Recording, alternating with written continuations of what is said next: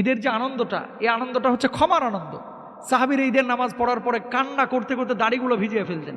কিন্তু আমাদের সমাজে কি হয়, কান্না করতে করতে আমরা দাড়ি ভিজানো তো দূরের কথা, চোখ দিয়ে এক ফোঁটা পানিও বাইর হয় না, কান্না করার চেষ্টাও করি না। তাহলে বাপমার কবরটা একটু জিয়ারত করেন, বাপমার পক্ষ থেকে সদাকা করেন।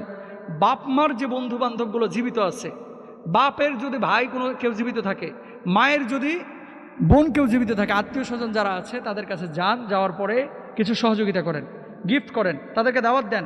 বাপমার জন্য যে বাজেটটা রেখেছিলেন সেই বাজেটটা আপনি তাদের পেছনে খরচ করেন। বাবা মা বড় দামি সম্পদ ভাই। যখন জীবিত থাকে মানুষ বুঝে না, কিন্তু বাপমা যখন মারা যায় তখন মানুষ বুঝতে পারে আসলে কি সম্পদ হারিয়েছে। বড় দামি সম্পদ। হুমা জান্নাতুকা নারুক, বাবা মা তোমার জান্নাত, বাবা মা তোমার জাহান্নাম। বাপ মাকে খুশি রাখো, আল্লাহর জান্নাতে যাবা, বাপ মাকেও খুশি রাখবা, আল্লাহর জাহান্নামে যাবা।